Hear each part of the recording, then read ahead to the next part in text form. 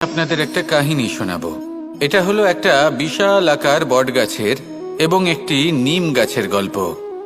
এই নিম গাছটা সেই বটগাছের কাছেই অবস্থিত ছিল। একদিন কয়েকজন কাঠুরে বনে প্রবেশ করলেন। তাদের দেখে এই নিম গাছ খুব ভয়ভীত হয়ে পড়ল ও সেই বটগাছের কাছে সাহায্য চাইল। বলল যে, হে বটগাছ, আমাকে সাহায্য করুন, আপনার এই শাখা প্রশাখা দ্বারা আমাকে ঢেকে রাখুন, যাতে এই কাঠুরেরা আমাকে দেখতে না পান আর আমি বেঁচে যাই। কিন্তু সেই বট গাছ ছিল অসম্ভব অহংকারী। নিজের অহংকারে সে মত্ত হয়েছিল। সে না ওকে উত্তর দিল আর না ওকে সাহায্য করলো। সেই কাঠুরেগণ এলেন, নিম গাছটা কাটলেন আর চলে গেলেন। কিছুদিন পরে আবার সেই কাঠুরেগণ সেই বনে এলেন আর এইবার তাদের কুঠার দ্বারা বট গাছে আঘাত করতে শুরু করলেন। এই প্রহার সহ্য করতে করতে বটগাছটি দেখল ও বুঝতে পারল যে সেই কুঠারগুলি নির্মিত হয়েছে সেই নিম গাছের ডাল দিয়েই।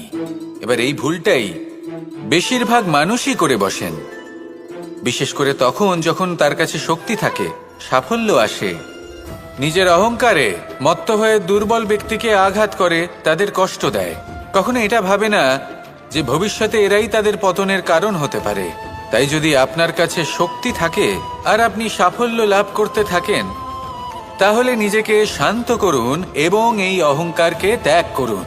যদি কেউ দুর্বল হয় তাহলে তাকে আঘাত করবেন না, তাকে কষ্ট দেবেন না, বরং তাকে সাহায্য করুন, পারলে তাকে রক্ষা করুন। আসুন আর আমার সাথে ভালোবেসে বলুন, রাধা। আমাদের জীবনে সবসময় এটাই শেখানো হয় যে কখনো কারোর নিন্দা করবে না।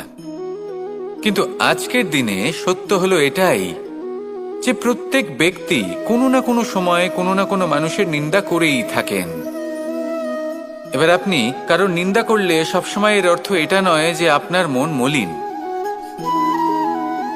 কখনো কখনো এমন কিছু পরিস্থিতির জন্ম হয়, কিছু ব্যক্তি আমাদের এমন দুঃখ দেন যে সেই দুঃখের বশে আমরা নিন্দা করতে শুরু করি।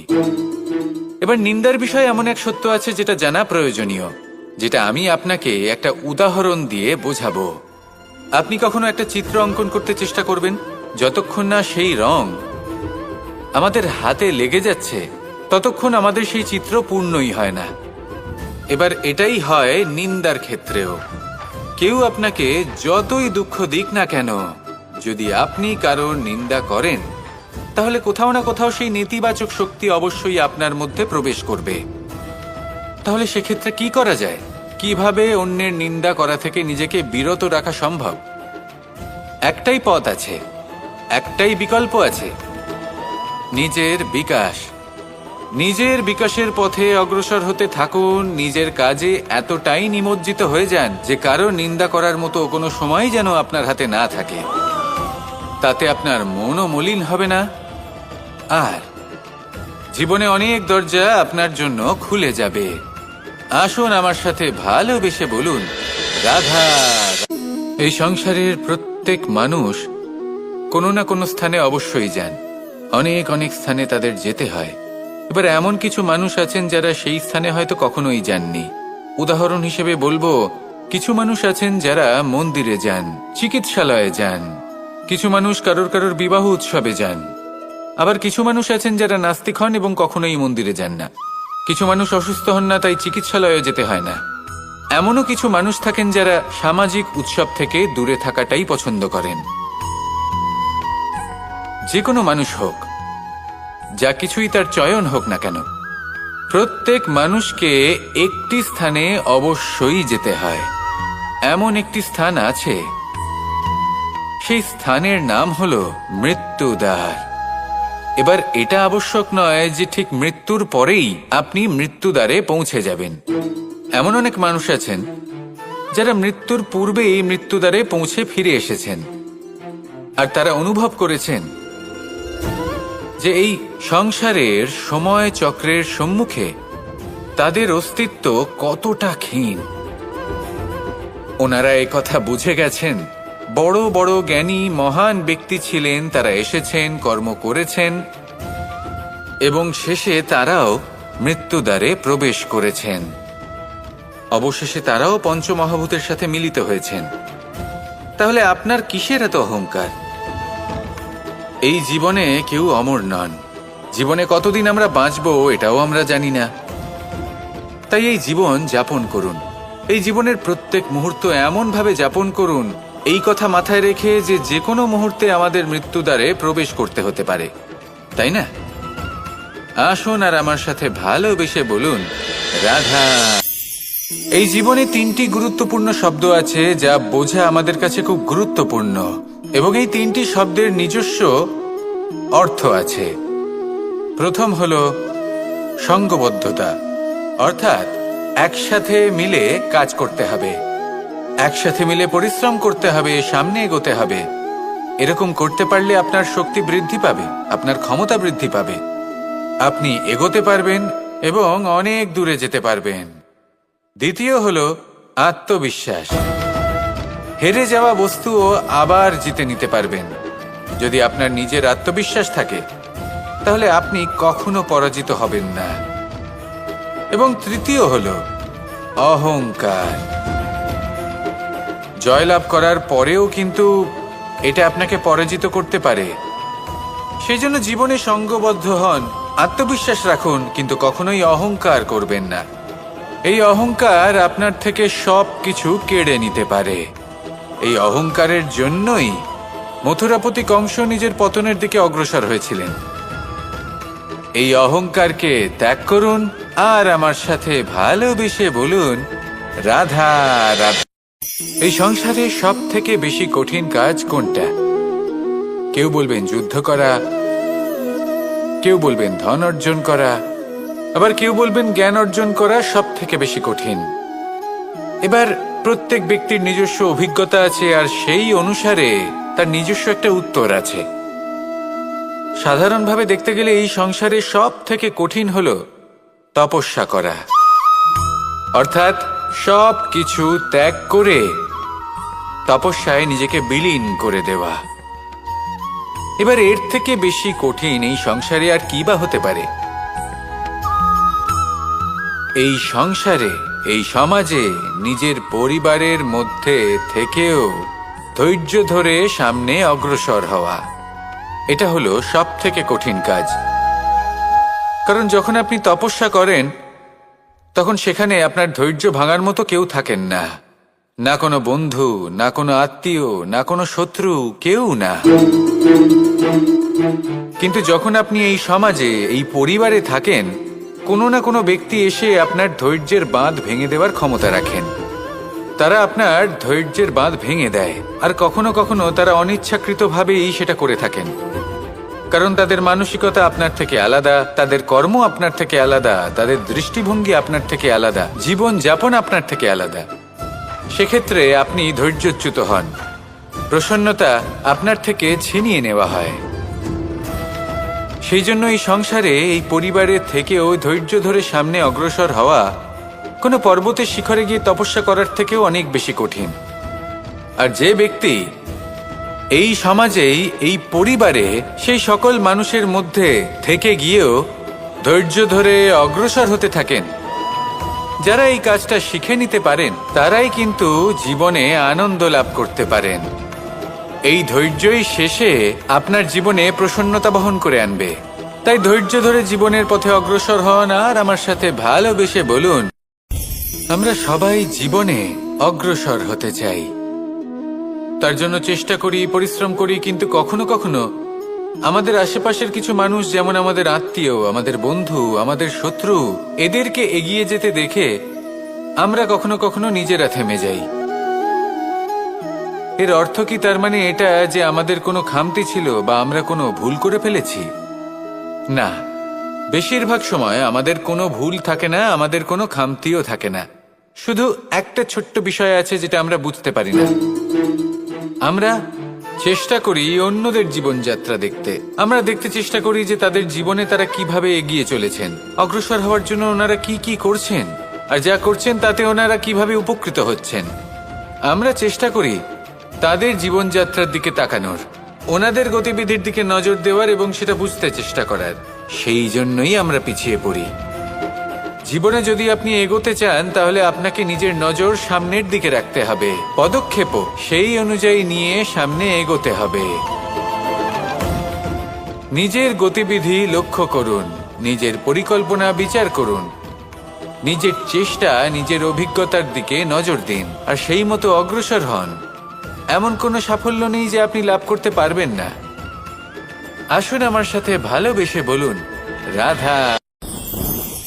শ্রীরাম যখন সুগ্রীবের সাথে মাতা সীতাকে খোঁজার জন্য ভ্রমণ করছিলেন, তখন সুগ্রীবের ভৌগোলিক জ্ঞান দেখে শ্রীরাম হতবাক হয়ে গেলেন। তখন সুগ্রীব বললেন যে যখন বালির হাত থেকে উনি পালাচ্ছিলেন, নিজের প্রাণ বাঁচিয়ে পালাচ্ছিলেন, উনি তখন অনেক জায়গায় গেছিলেন, কিন্তু কোথাও যেন উনি যোগ্য আশ্রয় খুঁজে পাচ্ছিলেন না। বালি সুগ্রীবের প্রাণ হরণ করতে চাইছিল, ওকে শেষ করে দিতে চাইছিল, আর সুগ্রীব শুধু নিজের প্রাণ বাঁচিয়ে পালাতে চাইছিল। এক স্থান থেকে অন্য স্থানে, সেই স্থান থেকে আবার আরেক স্থানে। এই বিপদের সম্মুখীন হতে গিয়ে সুগ্রীবের ভৌগোলিক জ্ঞান বৃদ্ধি পেল। এর অর্থ বুঝলেন আপনি? যে জীবনে যখন সমস্যা আসে, জটিলতা আসে, সেটা দেখে আমরা ত্রস্ত হয়ে পড়ি, দুঃখী হয়ে পড়ি যে এমনটা আমার সাথে কেনই বা হচ্ছে। কিন্তু দুঃখী হওয়ার কোনো প্রয়োজন নেই, কারণ এই সমস্যা আমাদের কিছু শিক্ষা দেওয়ার জন্যই আসে। সেই শিক্ষা লাভ করা খুবই প্রয়োজনীয়। সেই শিক্ষার দিকে নিজের মনোনিবেশ করুন, সেই শিক্ষা আত্মস্থ করুন, জীবনে অগ্রসর হন আর আমার সাথে ভালোবেসে বলুন, রাধা। এই সংসারে এমন অনেক মানুষ আছেন যারা এটা চান যে সবকিছু তাদের ইচ্ছা অনুসারে চলবে এবং সেই চেষ্টাই করতে থাকেন। কিন্তু সত্যি হলো এটাই যে এই সংসারের নির্মাণ কোনো মানুষ করেনি, এবং সেই জন্য এই সংসার কোনো মানুষের ইচ্ছা অনুসারে চলবে না, বরং মানুষকে সংসারের ইচ্ছা অনুসারে চলতে হবে। যদি আপনার জীবনে এমন কোনো পরিস্থিতি আসে যাতে আপনি হয়তো দুঃখ পেলেন, কষ্ট পেলেন এবং সেটা বদলাতে চান, তাহলে তা বদলানোর চেষ্টা করুন।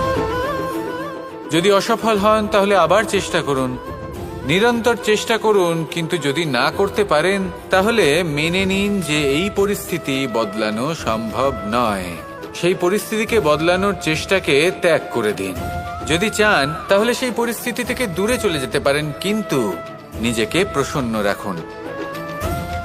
আপনার এই শরীর, এই মন, এই জীবন আপনি লাভ করেছেন, তাই আপনার কর্তব্য হলো নিজের যত্ন নেওয়া, নিজেকে প্রসন্ন রাখা। আপনি যদি নিজেকে প্রসন্ন রাখেন তাহলেই এই সংসারকে আপনি প্রসন্ন রাখতে চেষ্টা করতে পারবেন। তাহলে প্রসন্ন থাকুন আর মনে এই প্রসন্নতা নিয়ে বলুন, এই হাঁড়িটাকে দেখুন। এই হাঁড়িটা মাটি দ্বারা নির্মিত, আর এই বস্তুটি আমার খুবই প্রিয়। ছোটবেলায় মা এই হাঁড়িতেই মাখন বানিয়ে রাখতেন, কিন্তু যেই আমি সুযোগ পেতাম আমি সেই হাঁড়ি ভেঙে সমস্ত মাখন খেয়ে ফেলতাম। কিন্তু আমার মনে হয় একটা বিশেষ ব্যাপার আছে, যখনই এটার মধ্যে মাখন রাখা হতো তখন মাখন ঠান্ডা হয়ে যেত। আর আমি ভাবতাম এটা কিভাবে সম্ভব হতে পারে, যেখানে এটা নিজেই নির্মিত হয়েছে আগুনে তপ্ত হয়ে। এটা নির্মিত হয়েছে এইভাবেই, কিন্তু এর ভেতরে সবই শীতল থাকে। এটা কিভাবে সম্ভব? এটা এই কারণে সম্ভব কারণ এই হাঁড়ি এমন কিছু জানে যেটা জানা আমাদের জন্য খুব প্রয়োজনীয়। যার জন্ম হয়েছে মাটি থেকে, যার ভবিষ্যৎ হলো মাটি, আর ভেঙে যাওয়ার পরে যা কি সেই মাটিতেই মিশে যেতে হবে, তার নিজের অন্তরে অহংবোধের উত্তাপ ধরে রেখে কি লাভ? এটাই হলো জীবনের একটি সার কথা, যেটা আমাদের সকলকে বুঝতেই হবে, শিখতে হবে, যাপন করতে হবে।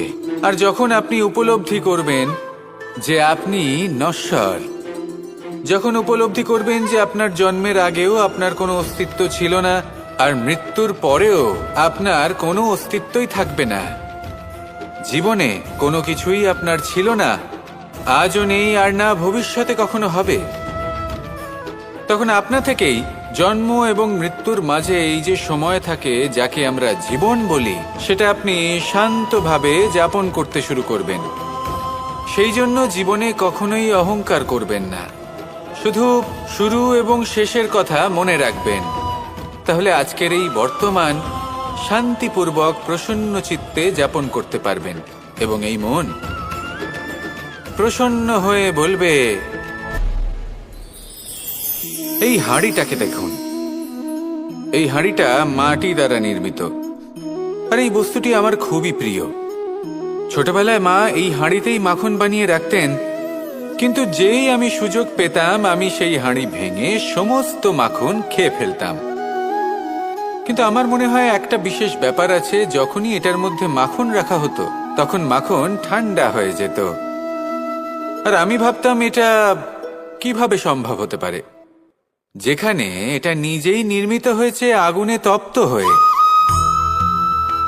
এটা নির্মিত হয়েছে এইভাবেই, কিন্তু এর ভেতরে সবই শীতল থাকে। এটা কিভাবে সম্ভব? এটা এই কারণে সম্ভব কারণ এই হাঁড়ি এমন কিছু জানে যেটা জানা আমাদের জন্য খুব প্রয়োজনীয়। যার জন্ম হয়েছে মাটি থেকে, যার ভবিষ্যৎ হলো মাটি, আর ভেঙে যাওয়ার পরে যা কি সেই মাটিতেই মিশে যেতে হবে, তার নিজের অন্তরে অহংবোধের উত্তাপ ধরে রেখে কি লাভ? এটাই হলো জীবনের একটি সার কথা, যেটা আমাদের সকলকে বুঝতেই হবে, শিখতে হবে, যাপন করতে হবে।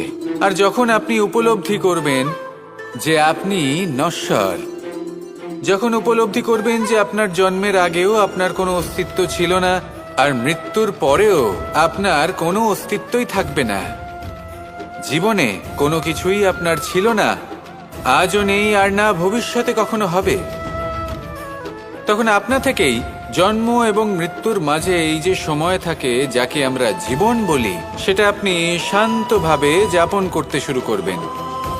সেই জন্য জীবনে কখনোই অহংকার করবেন না, শুধু শুরু এবং শেষের কথা মনে রাখবেন, তাহলে আজকের এই বর্তমান শান্তিপূর্বক প্রসন্ন চিত্তে যাপন করতে পারবেন।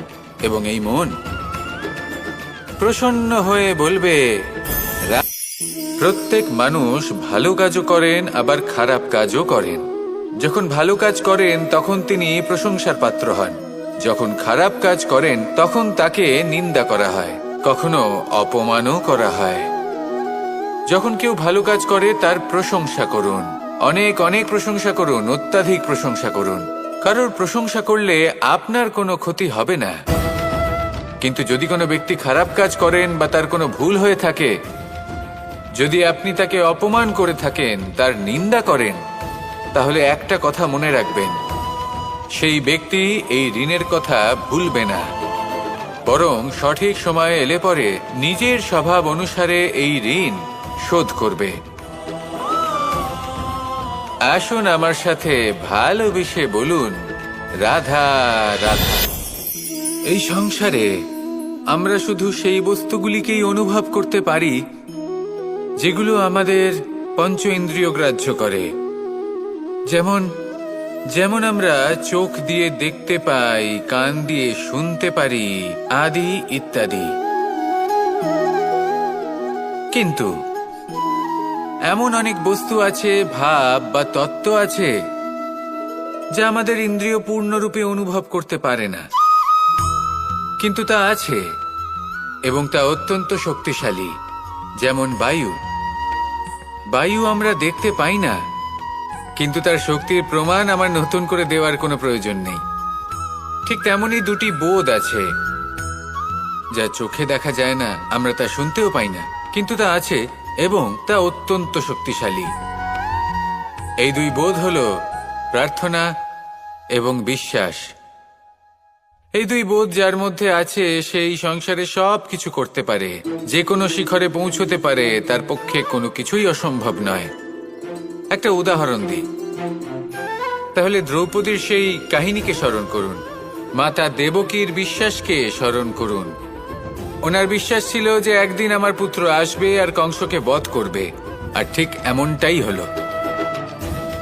সত্যি কথা বলতে এই সংসার আমাকে ঈশ্বর বলে মনে করে, কিন্তু আমি এটা মনে করি যে আমি হলাম সকলের প্রার্থনা এবং বিশ্বাসের একটি সত্তা।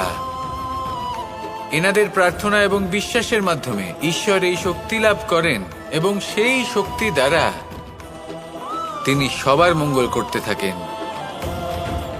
বিশ্বাস এবং প্রার্থনা, এই দুই ভাব নিজের মনে জাগ্রত করুন আর আমার সাথে ভালোবেসে বলুন, রাধা। মন্দিরে যখনই আপনি যান, সেখানে অবস্থিত প্রতিমার চরণ স্পর্শ করেন। যখন শিবলিঙ্গের অভিষেক করেন, তখন স্বয়ং নিজে হাতে দুধ এবং জল দিয়ে তা ধৌত করেন, তার প্রক্ষালন করেন। কিন্তু এর পেছনে কোনো অন্ধবিশ্বাস নেই। এখানে বিষয়টা হলো ঊর্জা সংক্রান্ত। যে কোনো ব্যক্তি হোক বা কোনো বস্তু, তার নিজস্ব একটি বিশেষ ঊর্জা থাকে। সেই জন্য যখনই আমরা বড়দের চরণ স্পর্শ করি, তখন সেই স্পর্শ দ্বারা সেই বিশেষ ঊর্জা আমরা নিজের অন্তরে সমাহিত করি। তাই সব সময় মনে রাখবেন, কারোর চরণ স্পর্শ করার অর্থ এটা নয় যে আপনি কারোর সামনে তুচ্ছ হয়ে যাচ্ছেন। এর অর্থ হলো এটাই যে বড় হওয়ার জন্য সেই বিশেষ ঊর্জা আপনি তার থেকে প্রাপ্ত করছেন। আর এই জীবনের আরেকটা বড় সত্য হলো এটাই যে যদি আপনি জীবনে কিছু লাভ করতে চান, তবে নতমস্তক হতে শিখুন। তা হয় সেটা পরমেশ্বরের সামনে, বা মন্দিরের প্রতিমার সামনে, বা মাতা পিতার সামনে, বা কোনো মহাপুরুষের সামনে, বা ভালোবাসার সামনে। আসুন আর আমার সাথে ভালোবেসে বলুন, রাধা। রুদ্রাক্ষ। এই রুদ্রাক্ষ আসলে কি? কথায় আছে যে যখন রুদ্রের চোখ থেকে অশ্রু নির্গত হয়েছিল, তখন যে স্থানে সেই চোখের জল পড়েছিল, সেই প্রত্যেকটি স্থানে একটি করে গাছের জন্ম হয়। আর সেই গাছ থেকেই আমরা রুদ্রাক্ষ লাভ করে থাকি। সেই রুদ্রাক্ষ যা নেতিবাচক শক্তির হাত থেকে আমাদের রক্ষা করে, যা আমাদের যাতনা এবং দুঃখ হরণ করে। আমার আরাধ্য মহাদেব যখন উনি হলাহল গ্রহণ করেছিলেন এই সংসারকে, এই সংসারের সব থেকে বড় বিপদের হাত থেকে রক্ষা করবেন বলে, তখন উনি সবার যন্ত্রণা হরণ করেছিলেন, সবাইকে রক্ষা করেছিলেন। আর সেই জন্য ওনার চোখের জল এতটাই শক্তিশালী যে সেটা আমাদের রক্ষা করতে পারে, যন্ত্রণা দূর করতে পারে। তাহলে এর অর্থ কি এটাই যে আমাদের সবাইকে রুদ্রাক্ষ ধারণ করতে হবে? না, সেটা তো আপনার নির্বাচন। এর দ্বারা আমরা এই শিক্ষা লাভ করি যে যখনই আপনি অশ্রুপাত করবেন, এইভাবে করবেন তাতে যেন সংসারের মঙ্গল করতে পারেন। যদি আপনি নিজেও যন্ত্রণায় থাকেন, তখনও অন্য কারোর যন্ত্রণাকে হরণ করতে পারেন, অন্য কারোর সংকট আপনি দূর করতে পারেন, অন্য কাউকে সাহায্য করতে পারেন। তাহলে আপনিও রুদ্রাক্ষের মতো পূজনীয় হয়ে উঠতে পারবেন। আসুন আর আমার সাথে ভালোবেসে বলুন, সময়। এই সময় আসলে কি? এই সময় একটা সরল রেখা তো কখনোই নয়। সময় হলো একটা চক্র, যেখানে এর আদি সেখানেই হলো এর অন্ত, আর যেখানে তা শেষ হয় সেখান থেকেই তার শুরু হয়। এই সময় একটা অত্যন্ত বিচিত্র চিন্তা, বিচিত্র ভাবনা, একটা বিচিত্র বস্তু যা কেউ বুঝতে পারেন না। এই সময়ের লীলা, এর কোনো প্রমাণ নেই, কোনো জ্ঞান নেই, কোনো পরিমাপ নেই। শুধু এটুকু আমরা জানতে পারি, যেখানে শেষ হবে সেখান থেকে একটা নতুন সূচনাও হবে। যা আজ আপনার কাছে আছে, কাল অন্য কারোর কাছে যাবে, তারপরে তার কাছ থেকেও অন্য কারোর কাছে যাবে, তারপরে তার থেকেও ছিনিয়ে নেওয়া হবে। এই নিয়তির একজনের কাছ থেকে অন্যজনের কাছে আদান প্রদানের এই সময় হলো আপনার সময়। এই সময়ের সদ্ব্যবহার করুন, এই সময়কে বাঁচুন। আপনাকে শুধু এটাই সুনিশ্চিত করতে হবে যে আপনি কোন পক্ষে আছেন। আর সত্যি বলতে কি, আপনার জীবনের পরিণাম নির্ভর করে আপনার নির্বাচনের ওপর। আপনি কোন পক্ষ নির্বাচন করছেন। তাহলে মনে রাখবেন, জীবনে সেই পক্ষই নির্বাচন করবেন যা চয়ন করার পরে আপনি সুখ অনুভব করবেন, আপনি সন্তোষ লাভ করবেন, প্রসন্নতা লাভ করবেন। আর আমি এটাই সুনিশ্চিত করব যে এই পক্ষ যেন শান্তির পক্ষ হয়, এই পক্ষই যেন প্রেমের পক্ষ হয়। তাহলে চিন্তা করবেন না, আর আসুন আমার সাথে ভালোবেসে বলুন, রাধা রাধা। দৃষ্টি আর দৃষ্টিভঙ্গি, এই সমগ্র লীলা হলো এই দুইয়ের। বিচিত্র হতে পারে, কিন্তু এটাই সত্যি। এবার আপনাকে একটা উদাহরণ দিয়ে বোঝাই। অনেক সময় আপনি কোনো ব্যক্তিকে এটা বলতে শুনবেন যে আমি আমার নিজের উপরে গর্ব করি, আমি নিজেকে নিয়ে গর্ব করি, আমি খুব ভালোভাবে আমার মা বাবার সেবা করি, ওনাদের আমি সবসময় সুখী রাখি, ওনাদের আমি একটা বাড়ি দিয়েছি, সকল সুখ সুবিধা দিয়েছি, ওনাদের জীবনে প্রত্যেক জিনিস দিয়েছি আর দেব যা তাদের প্রয়োজন। এবার আমাকে বলুন যে আপনি কে হন? আপনি হলেন সেই বীজ যা আপনার মাতা পিতা রোপণ করেছেন। আপনার মা বাবাই আপনাকে এই সংসারে জন্ম দিয়েছেন। এবার এইসব কথার কি তাৎপর্য? এই হলো সেই ব্যক্তির দৃষ্টিভঙ্গি। এবার দেখা যাক এই প্রকৃতি আমাদের কি শেখায়। কখনো কোনো গাছকে দেখবেন, যখন সেই গাছে ফল আসে, সে মালিকে এটা বলে না যে দেখো আমি তোমাকে ফল খেতে দিচ্ছি।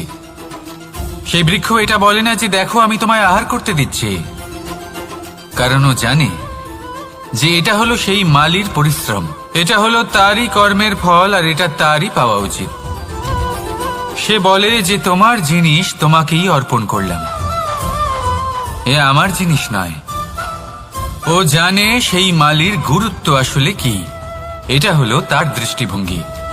সেই জন্য আপনি জীবনে কোন ব্যক্তির মধ্যে, কোন পশু পাখির মধ্যে, কোন প্রাণীর মধ্যে, কোন পরিস্থিতিতে, কোন আবেগের মুহূর্তে কি দেখতে পাচ্ছেন, সেটা আপনার দৃষ্টিভঙ্গির উপরে নির্ভর করছে। তাই নিজের মনে ধনাত্মক ভাব জাগ্রত করুন, শুভ চিন্তা নিয়ে আসুন। এই ভাবনাই সত্য হয়ে সামনে আসবে।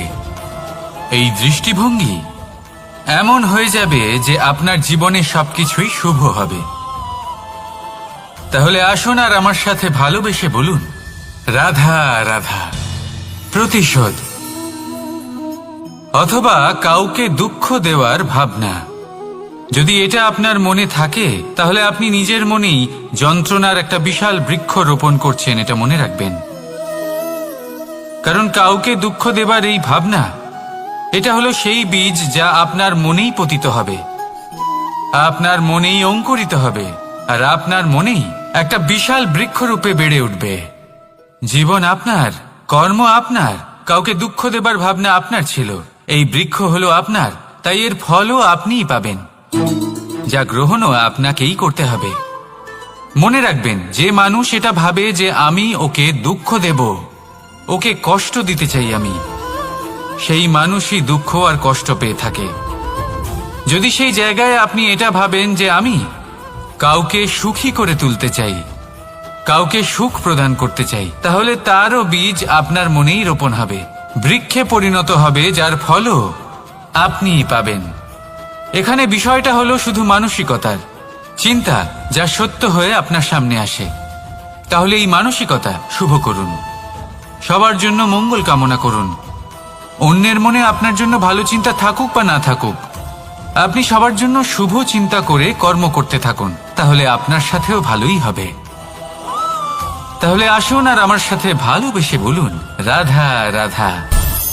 সুখ আর অভিজ্ঞতা, এই দুই জীবনে একসাথে কখনোই আসে না। মনে রাখবেন, যেখানে সুখ থাকে সেখানে অভিজ্ঞতা থাকে না, আর যখন এই সুখ আমাদের জীবন থেকে দূরে চলে যায়, তখন আমাদের জীবনে আসে এই অভিজ্ঞতা। পরমাত্মা, প্রকৃতি, নিয়তি এই অভিজ্ঞতাকে আমাদের জীবনে পাঠান, যাতে আমরা একটা অত্যন্ত গুরুত্বপূর্ণ শিক্ষা, একটা জ্ঞান প্রাপ্ত করতে পারি। এই অভিজ্ঞতা আমাদের শেখায় যে অতীতে এমন কি হয়েছিল যা আমাদের করা উচিত হয়নি। আমাদের শেখায় ভবিষ্যতে এমন কি আছে যা আমাদের করা উচিত আর কি করা উচিত নয়। দেখতে গেলে এই অভিজ্ঞতা আমাদের সেই শিক্ষা দেয় যার জন্য আমরা সুখের দিকে উচিতভাবে অগ্রসর হতে পারি। সেই জন্য জীবনে যখনই দুঃখ আসবে, দুঃখের এই সময় আসবে, তখন হতাশ হবেন না। বোঝার চেষ্টা করুন এই পরিস্থিতি কেন এসেছে, কি শিক্ষা দিতে এসেছে। যদি আপনি সেই জ্ঞান লাভ করেন, সুখের পথে অগ্রসর হন, তাও উচিত রূপে, তাহলে এই অভিজ্ঞতার উদ্দেশ্য পূরণ হয়ে যায়। তাহলে আসুন আর আমার সাথে ভালোবেসে বলুন, রাধা রাধা। জীবনে শিখরে পৌঁছানোর জন্য মানুষের কি প্রয়োজন হয়ে থাকে? সিঁড়ির। কিন্তু তাও প্রত্যেক মানুষ, প্রত্যেক ব্যক্তি শিখরে পৌঁছতে পারেন না। এর কারণ কি? কারণ একটা হতে পারে যে মানুষ কল্পনা করতে থাকেন কিন্তু সিঁড়ি খুঁজে পান না। কিছু মানুষ খুঁজে নেন কিন্তু তা পেয়ে এতটাই প্রসন্ন হয়ে যান যে তারপর আর কোনো কর্মই করেন না। খুব সোজা ব্যাপার। অনেক মানুষ সিঁড়ি খুঁজে পান না, আর যদি পেয়েও যান তাও যতক্ষণ না তাতে চড়ছেন সেই শিখরে পৌঁছবেন কি করে? যতক্ষণ না আপনি পরিশ্রম করছেন, যতক্ষণ না সেই সিঁড়িতে আপনি চড়ছেন, যতক্ষণ না ক্লান্ত হচ্ছেন, আপনার পায়ে হাঁটুতে ব্যথা না হচ্ছে, ততক্ষণ এই শিখরে পৌঁছানোর সৌভাগ্য লাভ করতে পারবেন না। তাহলে কল্পনার সাথে কর্ম করুন, পরিকল্পনার সাথে পরিশ্রম করুন, সব কিছু পাবেন। আসুন আমার সাথে ভালোবেসে বলুন, রাধা রাধা। সমস্যা, কঠিন সময়, সংকট, বিপদ কার জীবনে নেই? প্রত্যেকের জীবনে আছে। কিন্তু আমাকে একটা কথা বলুন, যদি নৌকায় ঢেউকে ভয় পেতে শুরু করে তাহলে সাগর পার করবে কে? কখনো কোনো ছোট্ট পিঁপড়েকে দেখেছেন যে আকারে হয়তো ছোট হতে পারে কিন্তু বড় শিক্ষা দিয়ে যায়? কিন্তু আমরা শিখি না। এবার দেখুন একটা পিঁপড়েকে যে ভোজনের খোঁজে বাইরে বের হয়, একটা ছোট্ট দানা তুলে নেয়। ছোট দানা তোলে কারণ তার থেকে বেশি সে তুলতেই পারবে না। সে দানা নিয়ে চলতে শুরু করে, কোনো দেওয়ালে উঠে পড়ে, আবার পড়েও যায়। সেই দানা দূরে কোথাও একটা পড়ে যায়, তা আবার খোঁজে, তুলে নেয়, আবার চলতে থাকে। পড়ে যায় আবার ওঠে, পড়ে যায় আবার ওঠে। সেই দানাটা রেখে দেয়, আবার বেরিয়ে পড়ে ভোজনের খোঁজে। পরিশ্রম করতে থাকে কিন্তু হার মানে না। এই শিক্ষাই তো আমাদের প্রাপ্ত করতে হবে। নিরন্তর পরিশ্রম আর নির্ভীক হয়ে কর্ম করে যেতে হবে। এটাই হলো সাফল্যের মাধ্যম, এটাই হলো জয়ের মন্ত্র, অচ্যুত অজয় অস্ত্র। তাহলে আসুন আর আমার সাথে ভালোবেসে বলুন, রাধা রাধা। আমরা সকলে চাই আমাদের জীবনে সাফল্য আসুক। আমরা চাই যে এই সংসারে আমাদের খ্যাতি ছড়িয়ে পড়ুক। আমরা চাই যেন আমরা আলোচিত হই। কিন্তু শুধু চাইলেই কি যায় আসে? যদি এই সংসারে আলোচিত হতে হয় তাহলে পরিচিত হতে হবে পরিশ্রমের দ্বারা। যতক্ষণ না আপনারা পরিশ্রমের সাথে পরিচিত হবেন, সাফল্যের সাথে পরিচিত হবেন না। সংঘর্ষ করতে হবে প্রতিদিন, প্রতি বছর। জীবনের সব পরিস্থিতিতেই হয়তো নতুন নতুন বাধা আসবে, নতুন নতুন বিঘ্ন ঘটবে। কিন্তু এটা আবশ্যক নয় যে সমস্ত বিঘ্ন বিনাশের জন্য আসবে। কিছু বিঘ্ন আপনার পথ প্রশস্ত করার জন্য আসবে, আপনার পথ পরিষ্কার করার জন্য আসবে। যদি আপনাকে উদাহরণ দিই, যখন বন্যা আসে, বাড়ি ঘর ভেসে যায়, তখন আমরা হতাশ হয়ে পড়ি, আমরা দুঃখী হয়ে পড়ি। কিন্তু সেই বন্যাই আমাদের সেই ধরিত্রীকে এত উর্বর করে তোলে যে সেই উর্বর অংশ কাজে লাগিয়ে আমরা সেরকম আরো 10টা বাড়ি বানাতে পারি। তাহলে ধন্যাত্মক থাকুন আর যে কোনো সংঘর্ষের জন্য প্রস্তুত থাকুন। জীবনে অনেক দূর যেতে পারবেন। তাহলে আসুন আমার সাথে ভালোবেসে বলুন, রাধা রাধা। জীবনে কখনো কখনো আমরা সেই পরিস্থিতিতে ফেসে যাই যখন আমাদের মনে হয় যে আমাদের নতুন কিছু একটা করতে হবে, কিন্তু আমরা করতে পারি না। কারণ কোথাও না কোথাও আমরা রীতির দ্বারা আবদ্ধ, আর আমরা সেই রীতি ভাঙতে চাই না। কেবল একটাই প্রশ্ন আসে মনে, আশেপাশের মানুষ কি বলবে, আশেপাশের মানুষ কি ভাববে। আপনাকে একটা প্রশ্ন করি, কারা এই মানুষজন? আপনার জন্মের সময় এই মানুষজন কোথায় ছিলেন? যখন আপনি কোনো সমস্যায় পড়েন তখন এই মানুষজন কোথায় থাকেন? এগিয়ে এসে কি আপনাকে সাহায্য করেন, নাকি সেই সমস্যার সমাধান আপনি নিজেই করেন? এইসব মানুষজনের চিন্তা ত্যাগ করুন যদি আপনি জীবনে বাঁচতে চান। ভেবে দেখুন জীবনে কি কি শুভ আছে আর কি কি শুভ করতে পারেন। যদি তা স্রোতের বিপরীতে হয় তাহলে সংঘর্ষ করুন, কিন্তু এইসব মানুষজনের কথা ভাববেন না। ভেবে দেখুন জীবনে আপনি কি কি শুভ কাজ করতে পারেন। এটা ভাবুন যে আপনি কখনো এমন কোনো কাজ করে ফেলেননি তো যার জন্য কারোর হৃদয় আহত হয়েছে। শুভর দিকে নিজের চিন্তা কেন্দ্রীভূত করুন, আপনার জীবনে সব কিছু শুভই হবে। তাহলে আসুন আমার সাথে ভালোবেসে বলুন, রাধা রাধা। আজকাল আপনি দেখে থাকবেন যে মা বাবা শুধুমাত্র সন্তানকে ভালোবাসেন তা নয়, তাদের মোহেও জড়িয়ে পড়েন। বিদ্যালয়ে যখন পাঠান তখন সমস্ত সুযোগ সুবিধা দিয়েই পাঠান। চেষ্টা করেন যে সবসময় যেন সন্তান তাদের চোখের সামনেই থাকে। কিন্তু ভুলে যান এক অত্যন্ত গুরুত্বপূর্ণ কথা, যে সন্তানকে এক নতুন দৃষ্টিভঙ্গি দেওয়াই হলো ওনাদের কর্তব্য। সেই জন্য পুরাতনকালে শিষ্যদের গুরুকুলে পাঠানো হতো, বাড়ির থেকে দূরে। কারণ বাড়ি ছেড়ে যাওয়া এক সন্তানের জন্য, এক শিষ্যের জন্য অত্যন্ত শুভ লক্ষণ হয়। যখন সে বাড়ির থেকে দূরে, গৃহস্থের থেকে দূরে থাকবে, তখন এই সংসারকে সে এক নতুন দৃষ্টিভঙ্গি দিয়ে দেখবে, পরখ করবে, বুঝতে পারবে, আর সবকিছু নিজে থেকেই শিখে যাবে। শিখে যাবে কখন আক্রমণ করতে হয়, কখন পিছু হটতে হয়, কিভাবে এই সংসারের সম্মুখীন হতে হয়। আর এটা আপনার দৃষ্টি ওকে শেখাতে পারবে না, ওর অভিজ্ঞতা ওকে শেখাতে পারবে। তাই মনে রাখবেন, যদি আপনি চান যে আপনার সন্তানের বিকাশ হোক, তাহলে অনেক সময় ওকে নিজের থেকে দূরে নিয়ে যেতে হয়। যদি মোহে আবদ্ধ থাকেন তাহলে ওর বিকাশ কখনোই হবে না। তাহলে আসুন আমার সাথে ভালোবেসে বলুন, রাধা রাধা। কখনো কখনো মানুষ মনে করেন যে সে নিজেই সব থেকে বেশি শক্তিশালী, তিনি হলেন জ্ঞানী। দেখুন, এটা ভালো ব্যাপার যে আপনার মধ্যে শক্তি আছে, জ্ঞান আছে, আর এটা শুধু আপনার জন্য নয়, এই সমস্ত সমাজের জন্য, দেশের জন্য, সমগ্র পৃথিবীর জন্য অত্যন্ত আবশ্যক। কিন্তু এই কথাটাও বোঝা অত্যন্ত আবশ্যক যে এই জ্ঞান যেন কখনো অহংকার না হয়ে ওঠে। যখন মানুষের মধ্যে জ্ঞান থাকে তখন সে রাম হয়ে ওঠে। রাম, যিনি সমুদ্রের বুকে সেতু বানিয়েছিলেন, বানর সেনার দ্বারা রাক্ষস রাজকে পরাজিত করেছিলেন, আর চিরকালের জন্য সবার কাছে আদর্শ হয়ে উঠেছিলেন। আর যদি মানুষের মনে অহংকার জন্মায়, তাহলে সে রাবণ হয়ে ওঠে। দেশে বিদেশে যতই খ্যাতি থাকুক না কেন, সে রাক্ষস হয়ে ওঠে, নিজের সাথে সাথে সমস্ত কুলের বিনাশ করে বসে। এবার জ্ঞান নাকি অহংকার, আপনার কি চাই সেই সিদ্ধান্ত আপনার। আর আপনার এই সিদ্ধান্তই নিশ্চিত করবে যে আপনার কর্ম কি হবে, আর আপনার এই কর্মই নিশ্চিত করে দেবে আপনার প্রারব্ধ কি হবে। তাহলে শুভ কর্ম করুন আর আমার সাথে ভালোবেসে বলুন, রাধা রাধা। কোনো বাগানের কোনো বৃক্ষকে দেখেছেন যেখানে সুগন্ধি ফুল থাকে, রসালো ফল থাকে, তখন মন প্রফুল্ল হয়ে ওঠে, মন থেকে সেই বৃক্ষের প্রতি ভালোবাসা জন্মায়।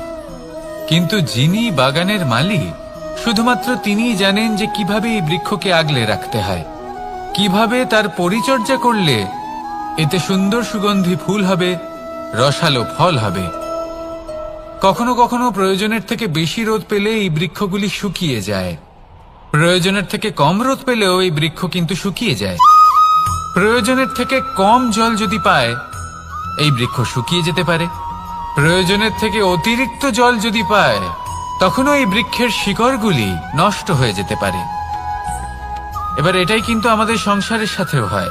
আমাদের সংসারের সকল প্রতিভাশালী ব্যক্তি, যেমন লেখক, বিচারক, প্রবক্তা, যোদ্ধা, এদের সবার ক্ষেত্রে এই কথাটাই প্রযোজ্য। যদি বেশি প্রশংসা করা হয়, তাহলেও এরা হারিয়ে যাবেন। প্রয়োজনের থেকে বেশি যদি নিন্দা করা হয়, তখনও তারা নত হয়ে পড়বেন।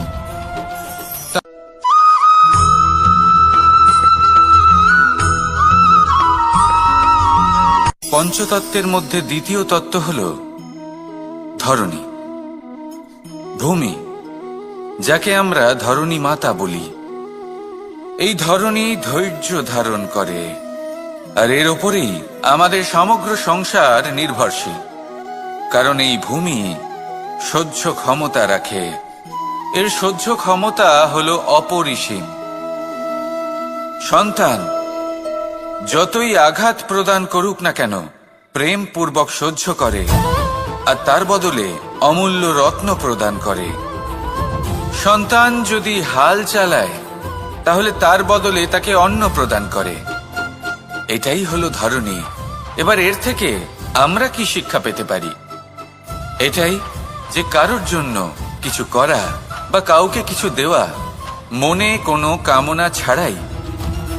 আর এই কথাটা বুঝে যান, যদি কারোর জন্য কামনা না রেখে বা কোনো পাওয়ার আশা না রেখে কারোর জন্য কিছু করেন বা কারোকে কিছু দেন, যদি এটা আপনি শিখতে পারেন তবে আপনি ভালোবাসতে শিখে গেছেন।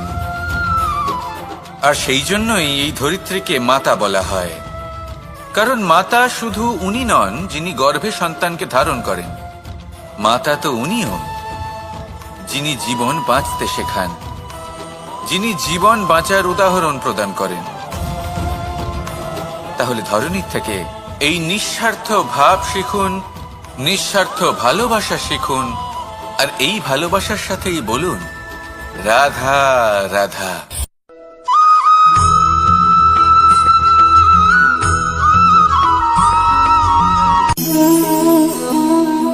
নিয়তি। রাধা আমাকে বলে, কৃষ্ণ, যদি তুমি জানো যে নিয়তিতে কি আছে তাহলে তাকে বদলে দাও না কেন?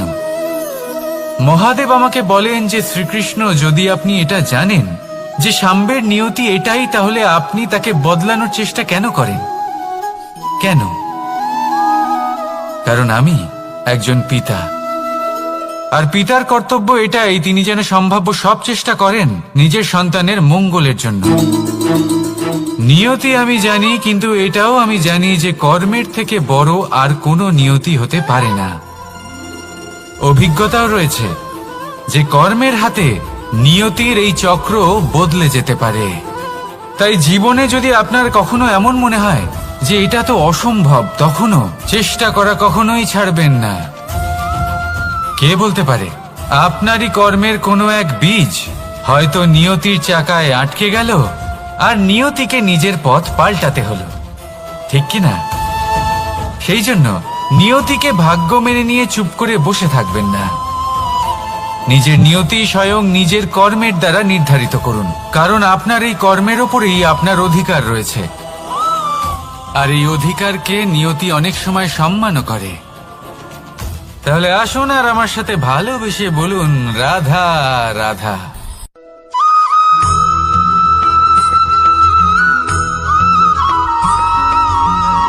মানুষ ভাবেন যে ধন অর্জন করা হলো অত্যন্ত গুরুত্বপূর্ণ। তিনি আজীবন ধন অর্জন করতে থাকেন, ধন অর্জন করার চেষ্টা করতে থাকেন। সে যাই হয়ে যাক না কেন, পরিশ্রম করতে থাকেন। স্বাস্থ্যের দিকে নজর দেন না, না উচিত সময় খাবার খান, না উচিত সময় ঘুমোতে যান, না পর্যাপ্ত সময় পর্যন্ত ঘুমন, কিছুই না। ধন অর্জন করতেই থাকেন, করতেই থাকেন।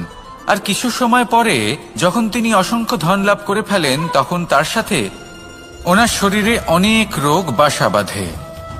এইসব রোগের উপচার করতে করতে সেই সমস্ত ধন যা উনি অর্জন করেছেন তা তিনি ব্যয় করে ফেলেন। শেষ পর্যন্ত কি হয়? আমরা যেভাবে এসেছি ঠিক সেইভাবেই ফিরে যাই, ধন এখানেই থেকে যায়। দেখুন, একটা অত্যন্ত গুরুত্বপূর্ণ কথা রয়েছে যে আপনার বোঝা উচিত। এই যে ধন, তার ব্যবহার করুন জীবনকে আরো ভালো করে তোলার জন্য। ধনের সদ্ব্যবহার করা উচিত, এমন যেন না হয় এই ধন আপনাকে ভোগ করে ফেলে। এই জীবনকে নিশ্চিত রূপে আরো শ্রেষ্ঠ করে তুলুন। কিন্তু এই ধন অর্জন করার এই প্রক্রিয়াতে নিজের সারা জীবনকে নষ্ট করে ফেলবেন না। এই জীবন উপভোগ করতে শিখুন, আর আমার সাথে ভালোবেসে বলুন রাধা রাধা।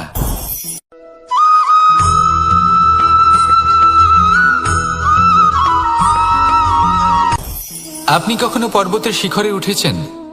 আপনি দেখতে পাবেন পর্বতের পদতলে প্রচুর সুন্দর ফুল রয়েছে, সবুজ বনানী রয়েছে। যত আপনি ওপরে উঠতে থাকবেন তত ফুল কমতে থাকবে, সবুজ বনানী কমতে থাকবে। আরো কিছুটা ওপরে উঠলে কাঁটা জাতীয় গাছ দেখতে পাবেন, শুকনো গাছ দেখতে পাবেন। আরো যদি ওপরে ওঠেন তাহলে পাষাণ দেখতে পাবেন। আরো ওপরে উঠলে হিমখণ্ড দেখতে পাবেন। এই যে পর্বত, তা মনুষ্য জীবনের সবথেকে উত্তম উদাহরণ।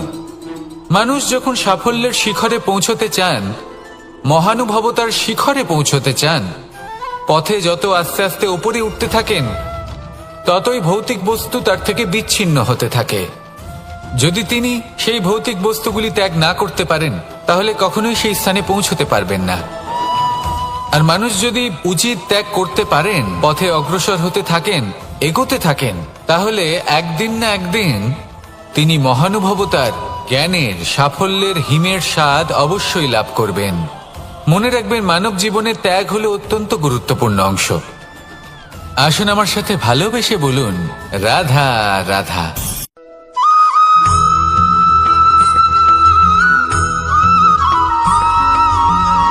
কেউ বলে জীবন খুব ক্ষণস্থায়ী, কেউ বলে জীবন হলো একটা সুন্দর স্বপ্নের মতো, আবার কেউ বলবে জীবন হলো এক কঠোর সত্য। কিন্তু জীবন আসলে কি?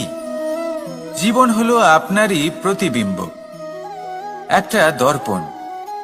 অর্থাৎ আপনি জীবনকে সেইভাবেই পাবেন যেরকম আপনি নিজেকে প্রতিপন্ন করবেন। যদি আপনি দর্পণের দিকে তাকিয়ে হাসেন, তাহলে আপনি সামনে হাসি মুখী দেখতে পাবেন। এবার যদি আপনি গম্ভীর হয়ে থাকেন, তাহলে আপনি একজন রুষ্ট ব্যক্তি দেখতে পাবেন। শেষে সবথেকে বেশি গুরুত্বপূর্ণ হলো আপনার চেষ্টা। আপনাকে সবসময় চেষ্টা করতে হবে যাতে আপনি নিজেকে প্রসন্ন এবং ইতিবাচক মনোভাবে রাখেন। এটা হলো আপনারই উত্তরদায়িত্ব, তাকে পালন করুন। এই মনকে প্রসন্ন রাখুন, এই সংসারকে সুন্দর বলে মনে হবে। আর এই মন প্রসন্ন হয়ে বলবে, রাধা রাধা।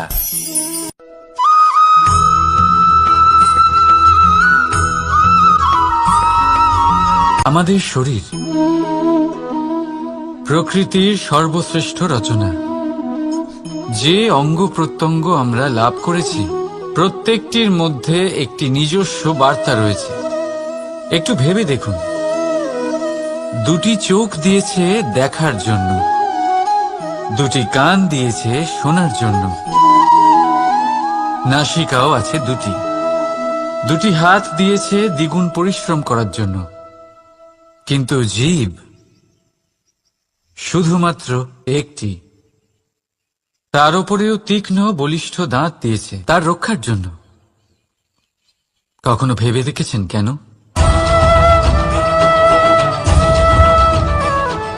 কারণ শব্দ আর শব্দের প্রয়োগ মানুষের সবচেয়ে বড় অস্ত্র, যার প্রয়োগ যত ভেবে চিন্তে করা যায়, মানুষ তার জীবনে ততটাই উপরে উঠতে পারে।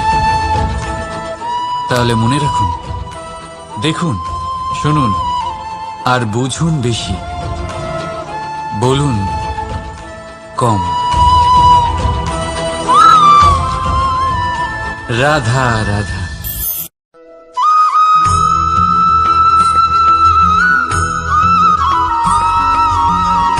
জীবন কিসের উপর নির্ভরশীল?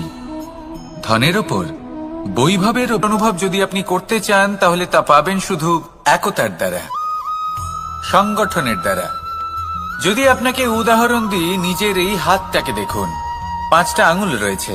কোনো একটা বস্তুকে নিজের একটা আঙুল দ্বারা তুলে ধরার চেষ্টা করে দেখুন, বড়ই কষ্ট হবে।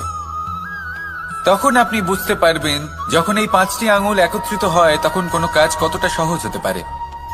এটাই হলো শক্তি, একতার। সব থেকে ভালো উদাহরণ যদি আপনাকে দিই, তাহলে বাঁশি। এই বাঁশি থেকে অত্যন্ত মধুর সুর নির্গত হয়, যা সবার মন প্রসন্ন করে দেয়। এই কথা সত্যি। কিন্তু এই বাঁশি আমি একটা বা দুটো আঙুল দিয়ে বাজাতে পারবো না। আমাকে প্রত্যেকটা আঙুল ব্যবহার করতেই হবে, তবেই এর থেকে মধুর সুর নির্গত হবে, যা সকলকে প্রসন্ন করবে। ঠিক কিনা? ঠিক এইভাবেই যদি আপনি চান যে আপনার জীবনরূপী বাঁশি থেকেও মধুর সুর নির্গত হোক বা সবার মনকে প্রসন্ন করে তুলুক, তাহলে আপনাকেও জীবনে একতা নিয়ে আসতেই হবে। আপনি একাও কর্ম করতে পারেন, পথ চলতেও পারেন, সামনেও এগোতে পারেন, সাফল্যও লাভ করতে পারেন। কিন্তু যখন সকলে একসাথে এগোবেন, সেই পথে চলবেন, সেই কর্মই করবেন, তখন লক্ষ্যে অবশ্যই পৌঁছবেন, সাফল্য অবশ্যই লাভ করবেন। কিন্তু সেই সাফল্য এবং তার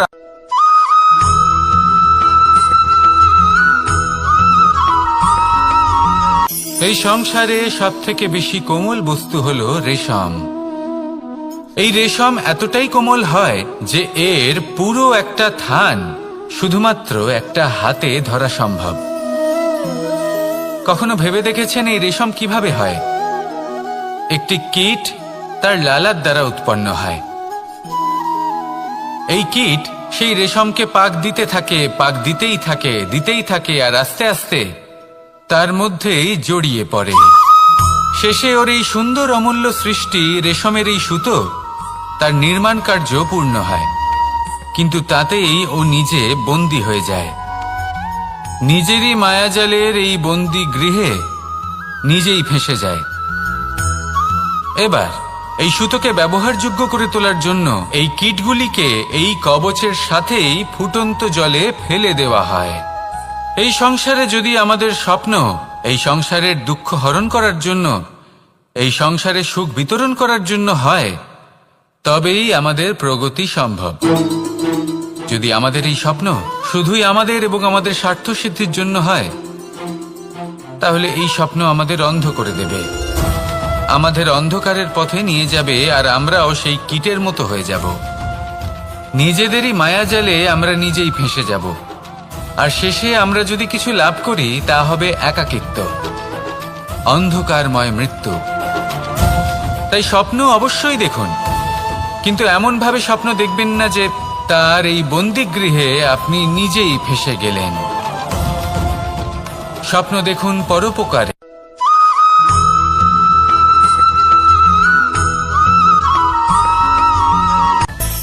মানুষের মধ্যে একটা বিচিত্র প্রবৃত্তি থাকে, অন্য সকলের বিষয়ে, তাদের জীবনের বিষয়ে, তাদের ব্যক্তিত্বের বিষয়ে, তাদের ভবিষ্যতের বিষয়ে অনুমান করা। এটা হলো অনুচিত। কারোর অতীতকালকে দেখে লোকে ভবিষ্যৎ বলে দিতে পারেন, বর্তমানকে দেখে ভবিষ্যতের বিষয়ে অনুমান করে ফেলেন। উদাহরণ দিতে হলে বলবো, কোনো দাসকে দেখুন, ওকে দেখে লোকে বলে যে ওর ভবিষ্যৎ সেটাই হতে পারে, অনুমান করে ফেলেন। আর এই রাজাকে দেখুন, উনি তো কত সুখী হবেন, উনি তো জগতের সব থেকে অধিক সুখী মানুষ, কত সুখ সুবিধা আছে ওনার কাছে, ধারণা করে ফেলেন। তবে সত্য তো এটাই যে কারোর ব্যক্তিত্বের বিষয়ে, তাদের ভবিষ্যতের বিষয়ে আপনি পূর্ণ সত্য কখনোই বলতে পারবেন না, শুধু অনুমান করতে পারবেন। আর এই অনুমান করে সত্যি কোনো লাভ হয় না, কারণ এই কাল সেটা হলো অত্যন্ত শক্তিশালী। কালো থেকে কালোতর কয়লাকেও হীরেতে পরিণত করতে পারে, অনেক বড় বড় রাজাকেও বিদূষক বানিয়ে ফেলতে পারে এক মুহূর্তেই। তাহলে আপনি অনুমান করে কি লাভ? কি পেলেন অনুমান করে? সেই জন্য কারোর বিষয়ে কোনো অনুমান করবেন না, তার ভবিষ্যতের বিষয়ে অনুমান করতে যাবেন না, কারোর বিষয়ে কোনো ধারণা করে নেবেন না। কিছু করতে হলে ভালোবাসুন, সবার মধ্যে ভালোবাসা ছড়ান, সবার মধ্যে ধন্যাত্মক ভাব ছড়ান। এই মন প্রসন্ন হয়ে বলবে, রাধা রাধা।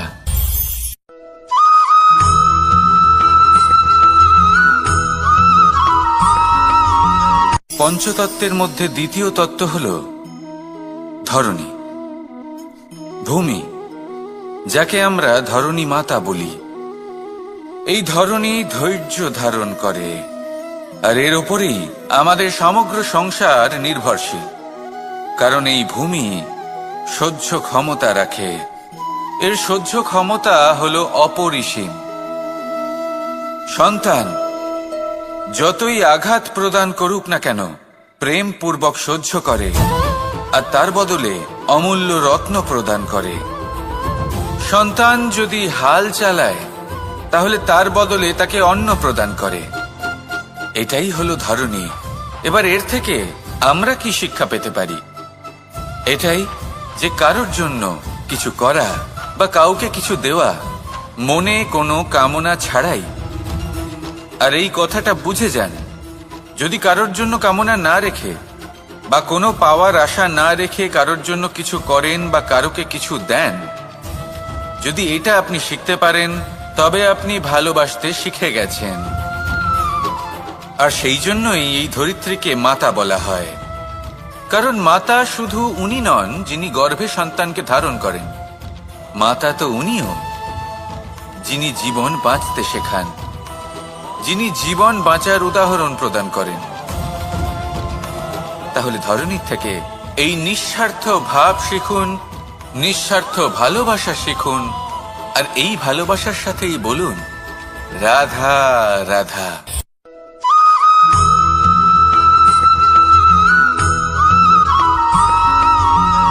সংসারে আমাদের জীবনে যখন কোনো সুখ বা দুঃখ আসে, তার জন্য আমরা কাউকে না কাউকে অবশ্যই দায়ী করে থাকি, তাই না? এই ব্যক্তি আমাদের সাথে এরকম কাজ করেছেন, তাই আমার সাথে এমন হলো।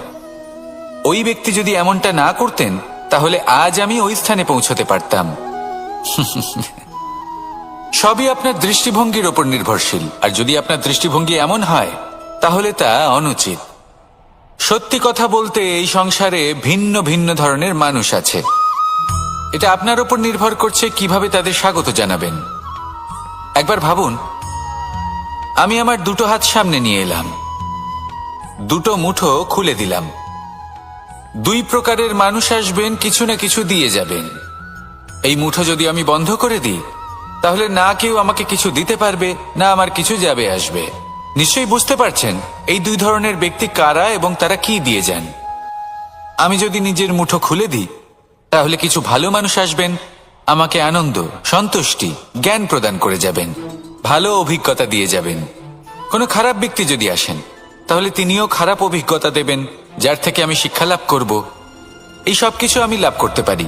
মুঠো যদি বন্ধ করে রাখি, তাহলে আমি কিছুই পাবো না। দেখুন, এই সংসারে প্রত্যেকের জীবনে এইরকম।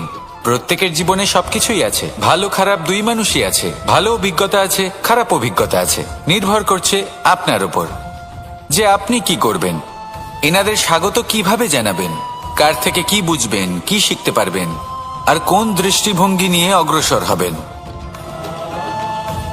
এটাই নির্ধারণ করবে যে আপনার জীবন কেমন হবে। আসুন আমার সাথে ভালোবেসে বলুন রাধা রাধা।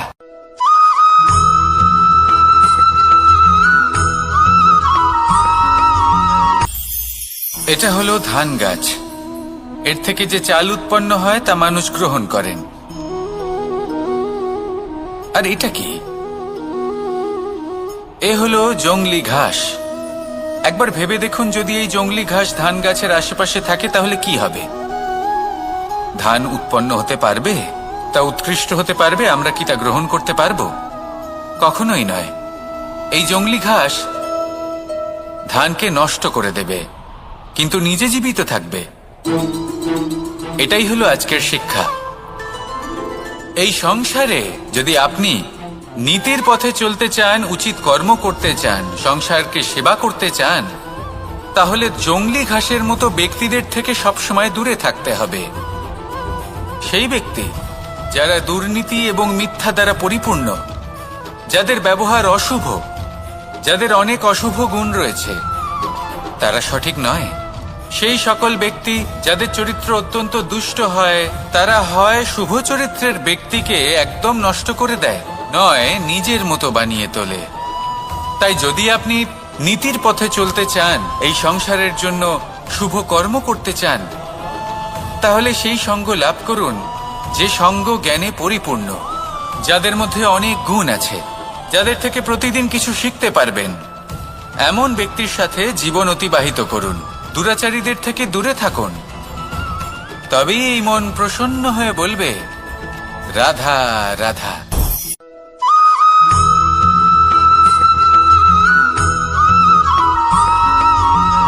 মানুষের মানসিকতা এমন হয় যে সে যতটা করে, আশা করে যে তার থেকে অনেক বেশি তার বদলে সে পাবে। দেখুন, সবকিছুই আপনার ভাবনা চিন্তার উপর নির্ভর করছে। আপনি যদি ফলের বিষয়ে ভেবে কর্ম করতে থাকেন, তাহলে সেটা অনুচিত। জীবনের আসল আনন্দ হলো নিজের কর্ম করতে থাকা, ফলের চিন্তা করা উচিত নয়। যদি আপনি এরকম ভাবেন যে আমি এতটা করছি, আমার এতটা পাওয়া উচিত, সেই ভাবনা অনুচিত। যদি আপনি সেবার মানসিকতা নিয়ে কর্ম করতে থাকেন, কর্মচক্রে প্রবাহিত হন, যদি আপনি এমন ভাবনা রাখেন যে আমি এতটা পাচ্ছি, তাই এর থেকে অনেক বেশি আমি কর্ম করব, তাহলে নিশ্চিতরূপে আপনি যতটা করছেন তার থেকে অনেক বেশি আপনি পাবেন। আপনার আশার থেকে অনেক বেশি আপনি পাবেন। শুধু জীবনে অনেক বেশি কাজ করতে থাকুন, ফলের চিন্তা করবেন না। আর মনে রাখবেন, এই ভাবনাই সব থেকে বড় বীজ। কর্মের উপর বিশ্বাস রাখুন, জীবনে যা যা আপনি চান সবই সুখময় হবে। আসুন আর আমার সাথে ভালোবেসে বলুন, রাধা রাধা।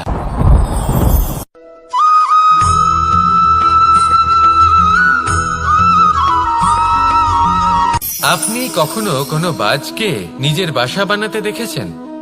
এই বাজ যখনই কোনো বাসা বানায় তখন উঁচু গাছের ডালে বা কোনো পর্বতের শিখরে বাসা বানায়, অনেক উচ্চতায়।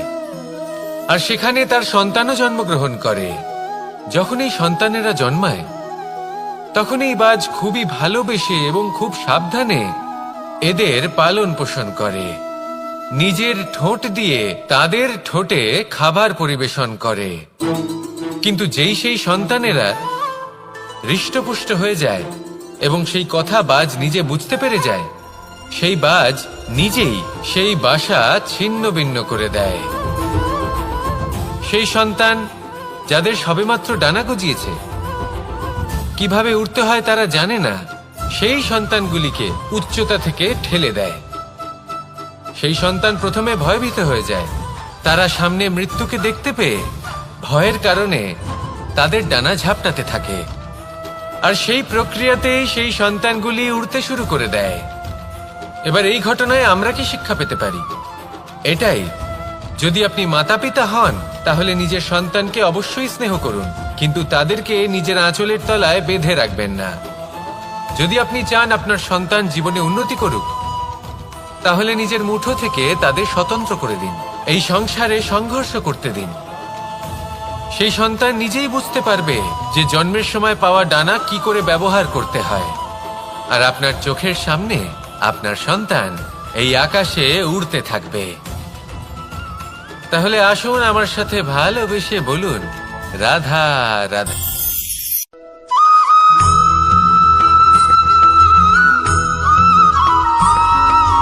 বসন্ত ঋতু, এই সময় মন আনন্দে ভরে থাকে। এমন মনে হয় যেন আমরা আকাশে বিচরণ করতে চলে যাই, কিন্তু সেটা তো সম্ভব নয়। সেই জন্য হয়তো আমরা ঘুড়ি ওড়াই, এই ঘুড়িকে নিজেদের প্রতিরূপ মনে করে। এবার অনেক মানুষ আছেন যারা ঘুড়ি ওড়ান, কিন্তু এই কর্মের সারমর্ম কি সেটা কজন বুঝতে পারেন? আপনি এটা মনে করুন যে আপনি হলেন সেই ঘুড়ি, আর এই সুতো যিনি ধরে রয়েছেন তিনি হলেন পরমাত্মা। আর এই সুতো যেখান থেকে শুরু হয় সেই লাটাই হলো আমাদের কর্মচক্র। এবার আপনি নিজেই অনুমান করুন যে এই উড়ান কার ওপর নির্ভরশীল? পরমাত্মার ওপর আর আপনার কর্মের ওপর। যদি পরমাত্মা আপনার হাত ধরে থাকেন, আপনার সাথে থাকেন, যদি আপনি শুভ কর্ম করতে থাকেন, আপনি এই আকাশে উড়তে থাকবেন। কিন্তু কোথাও যদি পরমাত্মার সাথে এই বন্ধন ছিন্ন হয়, আপনার কর্মচক্র খারাপ হয়ে যায় বা থেমে যায়, তাহলে আপনার এই ঘুড়ি কেটে যাবে আর দূরে কোনো গাছের ডালে গিয়ে আটকে যাবে। তাই শুধুমাত্র ঘুড়ি ওড়াবেন না, তার থেকে শিখুন, পরমাত্মার সাহচর্যে থাকুন, সবসময় শুভ কর্ম করতে থাকুন আর সবসময় এই আকাশে উড়তে থাকুন। আসুন আর আমার সাথে ভালোবেসে বলুন, রাধা।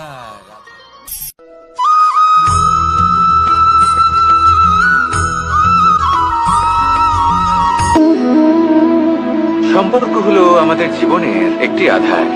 কিছু সম্পর্ক এমন যে আমরা জন্মসূত্রে লাভ করি, যেমন পরিবার, মা বাবা। কিছু সম্পর্ক আছে যে আমরা জীবনে অর্জন করে থাকি, তা সে প্রেমের হোক, স্নেহের হোক বা বন্ধুত্বের।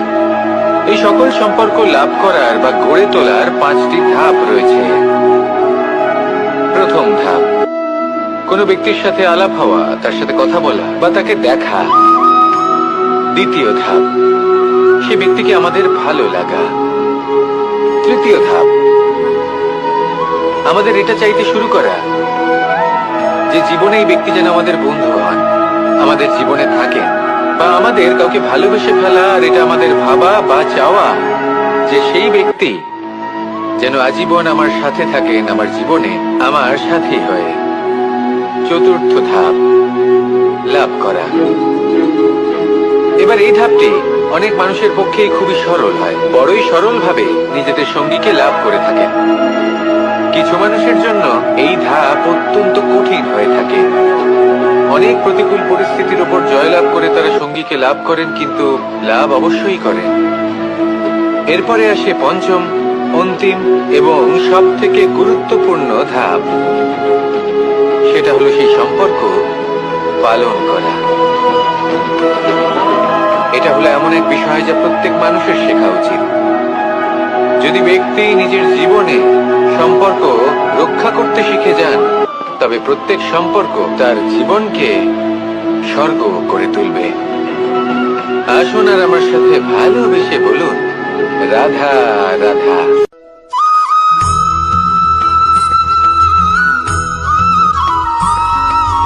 জীবনে যখন কোনো ব্যক্তি নিজের লক্ষ্য প্রাপ্তির জন্য নিরন্তর পরিশ্রম করতে থাকেন, চেষ্টা করতে থাকেন, তখন তিনি কষ্ট অনুভব করেন। কখনো শারীরিক কষ্ট, কখনো মানসিক কষ্ট। এবার উনি এটা ভাবতে থাকেন যে আমি কি উচিত করছি নাকি অনুচিত করছি। কারণ অন্যদিকে এমন একজন ব্যক্তিও আছেন যিনি একদমই পরিশ্রম চেষ্টা করছেন না। তিনি মদিরা পান করেন, বিলাসিতায় জীবন কাটান, অলস প্রকৃতির হয়ে ওঠেন, নিদ্রাতে বিলীন হয়ে থাকেন আর ভাবেন যে তিনি সুখ লাভ করছেন। কিন্তু এরকম কেন হয়? কারণ যখন আমরা সৎ পথে থাকি, উচিত পথে চলি, লক্ষ্য প্রাপ্ত করার জন্য চেষ্টা করতে থাকি, তখন আমাদের ভেতরে থাকা নেতিবাচক শক্তি এবং পাপ এই দেহকে ত্যাগ করে দেয়। আর এই অনুভূতিটাই আমাদের দুঃখের অনুভূতি দেয়, কষ্ট দেয়। এবার সেখানে যদি আমরা কুপথে চলি, অনুচিত পথে চলতে থাকি, তাহলে আমাদের ভেতরে থাকা পুণ্য এবং ধনাত্মক শক্তি আমাদের দেহ ত্যাগ করে দেয়। আর এই অনুভূতির কারণেই আমরা সুখ অনুভব করি। কিন্তু কখনো ভাববেন যে এই সুখ বেশি সময় পর্যন্ত থাকে না। সেই জন্য সবসময় মনে রাখবেন, যদি আপনি জানেন যে এটাই আপনার লক্ষ্য, এটাই উচিত পথ, শুভ পথ, তাতে নিরন্তরভাবে এগিয়ে যেতে চেষ্টা করতে থাকুন। এই কষ্ট আপনাকে সুখের পরাকাষ্ঠায় কখন পৌঁছে দেবে তা আপনি জানতেই পারবেন না। আসুন আমার সাথে ভালোবেসে বলুন, রাধা রাধা।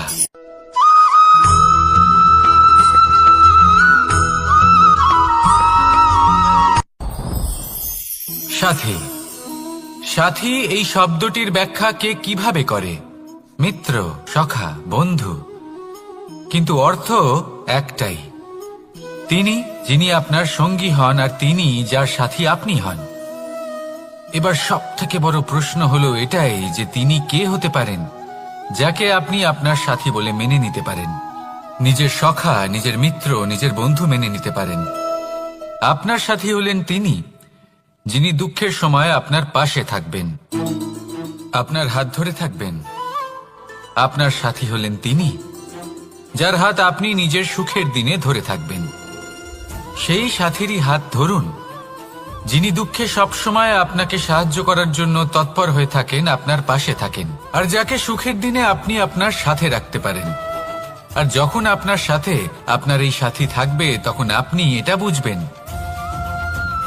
যে যখন জীবনে দুঃখ আসে, তখন এই দুঃখ কমে যায়, সবার মধ্যে ভাগ হয়ে যায়। আর যদি তখন সুখ আসে, তাহলে সেটা সবার উপস্থিতিতে আরো বেড়ে যায়। এটাই হলো প্রেম, এটাই হলো ভালোবাসা, এটাই হলো সঙ্গ। যেমন সম্পর্ক আমার আর রাধার মাঝে। তাহলে আসুন আর আমার সাথে ভালোবেসে বলুন, রাধা রাধা।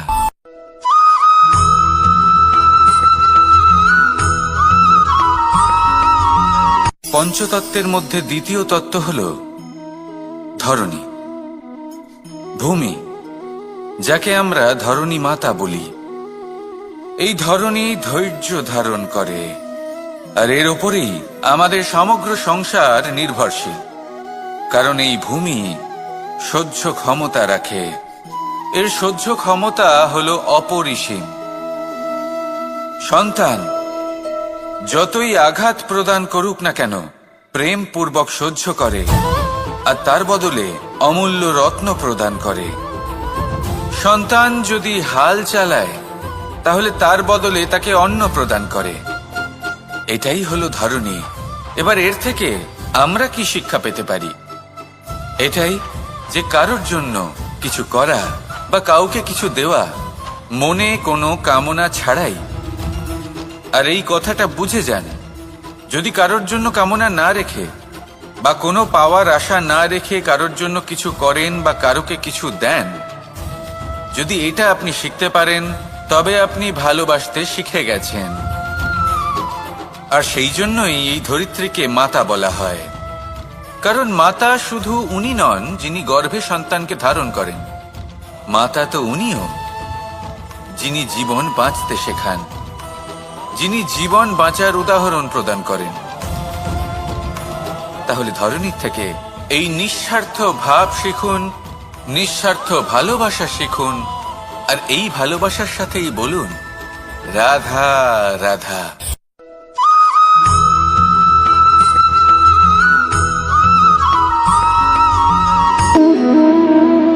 সম্পর্ক হলো আমাদের জীবনের একটি আধার। কিছু সম্পর্ক এমন যে আমরা জন্মসূত্রে লাভ করি, যেমন পরিবার, মা, বাবা। কিছু সম্পর্ক আছে যে আমরা জীবনে অর্জন করে থাকি, তা সে প্রেমের হোক, স্নেহের হোক বা বন্ধুত্বের। এই সকল সম্পর্ক লাভ করার বা গড়ে তোলার 5টি ধাপ রয়েছে। প্রথম ধাপ, কোনো ব্যক্তির সাথে আলাপ হওয়া, তার সাথে কথা বলা বা তাকে দেখা। দ্বিতীয় ধাপ, সে ব্যক্তিকে আমাদের ভালো লাগা। তৃতীয় ধাপ, আমাদের এটা চাইতে শুরু করা যে জীবনে এই ব্যক্তি যেন আমাদের বন্ধু হন, আমাদের জীবনে থাকেন, বা আমাদের কাউকে ভালোবেসে ফেলা। আর এটা আমাদের ভাবা বা চাওয়া যে সেই ব্যক্তি যেন আজীবন আমার সাথে থাকেন, আমার জীবনে আমার সাথী হয়ে। চতুর্থ ধাপ, লাভ করা। এবার এই ধাপটি অনেক মানুষের পক্ষেই খুবই সরল হয়, বড়ই সরল ভাবে নিজেদের সঙ্গীকে লাভ করে থাকে। কিছু মানুষের জন্য এই ধাপ অত্যন্ত কঠিন হয়ে থাকে। অনেক প্রতিকূল পরিস্থিতির উপর জয়লাভ করে তারা সঙ্গীকে লাভ করেন, কিন্তু লাভ অবশ্যই করেন। এরপরে আসে পঞ্চম, অন্তিম এবং সব থেকে গুরুত্বপূর্ণ ধাপ। সেটা হলো সেই সম্পর্ক পালন করা। এটা হলো এমন এক বিষয় যা প্রত্যেক মানুষের শেখা উচিত। যদি ব্যক্তি নিজের জীবনে সম্পর্ক রক্ষা করতে শিখে যান, তবে প্রত্যেক সম্পর্ক তার জীবনকে স্বর্গ করে তুলবে। আসুন আর আমার সাথে ভালোবেসে বলুন রাধা রাধা।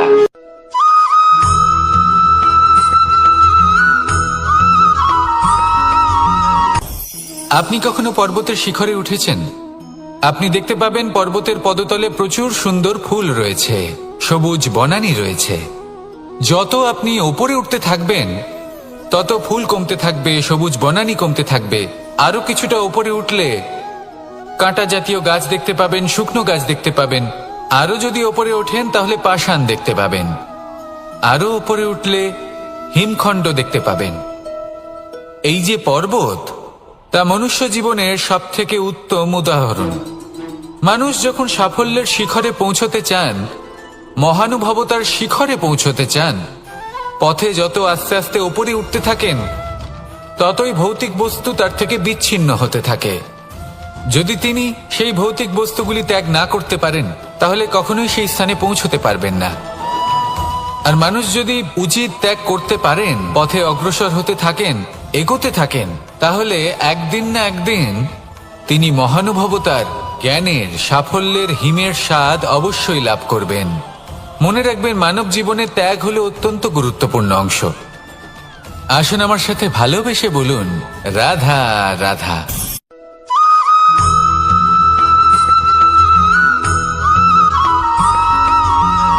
মানুষের মানসিকতা এমন হয় যে সে যতটা করে আশা করে যে তার থেকে অনেক বেশি তার বদলে সে পাবে।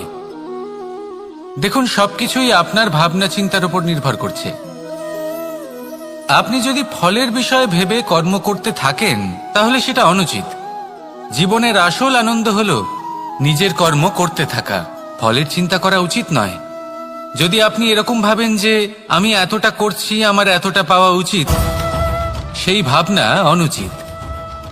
যদি আপনি সেবার মানসিকতা নিয়ে কর্ম করতে থাকেন, কর্মচক্রে প্রবাহিত হন, যদি আপনি এমন ভাবনা রাখেন যে আমি এতটা পাচ্ছি তাই এর থেকে অনেক বেশি আমি কর্ম করব, তাহলে নিশ্চিত রূপে আপনি যতটা করছেন তার থেকে অনেক বেশি আপনি পাবেন। আপনার আশার থেকে অনেক বেশি আপনি পাবেন। শুধু জীবনে অনেক বেশি কাজ করতে থাকুন, ফলের চিন্তা করবেন না। আর মনে রাখবেন, এই ভাবনাই সব থেকে বড় বীজ। কর্মের উপর বিশ্বাস রাখুন। জীবনে যা যা আপনি চান সবই সুখময় হবে।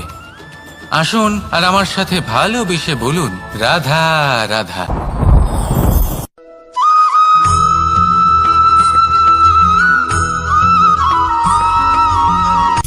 সূচের শেষে একটি ছিদ্র থাকে যার দ্বারা আমরা এই সুতো পরাতে পারি, আর তারপর সূচের সাহায্যে এই সুতো দিয়ে বস্ত্র সেলাই করা যায়।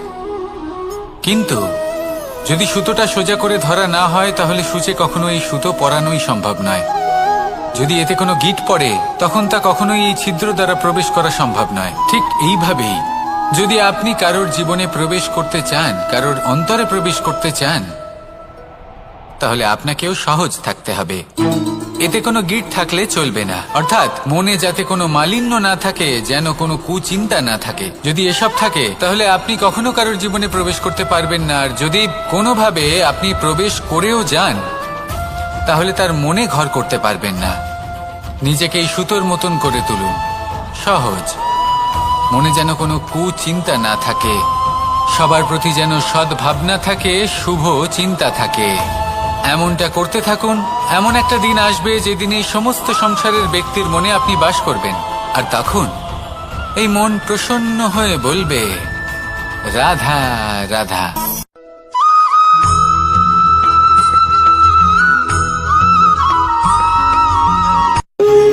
যখন মানুষের মৃত্যু হয় তখন কি হয়? অনেক সংখ্যক মানুষ শোক পালন করতে চলে আসেন। যে ব্যক্তি মৃত্যু লাভ করেছেন তার অনেক বস্তু থাকে যেগুলো তার প্রিয়, যেগুলো তিনি ব্যবহার করেছেন। তার শয্যা, তার বস্ত্র, তার আভূষণ সবকিছু তার থেকে বিচ্ছিন্ন করা হয় এবং খালি হাতে তাকে শ্মশানের উদ্দেশ্যে রওনা করা হয়। আমি আপনাকে এই প্রশ্ন করতে চাই, আপনি এই সংসারে কি অর্জন করেছেন? ধন সম্পত্তি, বস্ত্র, আভূষণ, এই সব কিছু যে আপনি অর্জন করেছেন, আপনার মৃত্যুর পরে তা আপনার থেকে দূর হয়ে যাবে। এর উত্তর হলো একটাই, আপনার কর্ম। শুধু সেটাই আছে যা একান্ত আপনার, আর শুধু সেটাই এই সংসার থেকে চলে যাওয়ার পরেও সংসারেই জীবিত থাকবে। যদি আপনি দুষ্কর্ম করেন তাহলে এই সংসার আপনাকে একটি অনুচিত উদাহরণ হিসেবে মনে রাখবে যে এই ব্যক্তি খুব পাপী ছিল, অনুচিত কর্ম করতেন। যে পথে তিনি চলেছেন সেই পথে কারোর চলা উচিত নয়। সেখানেই যদি আপনি সৎকর্ম করেন তাহলে সংসার চিরকাল এটাই বলবে যে খুব ভালো মানুষ ছিলেন, সবাইকে ভালোবাসতেন, সবাইকে সাহায্য করতেন, আমার খুব প্রিয় মানুষ ছিলেন। এটাই হলো শ্রেষ্ঠ কর্ম।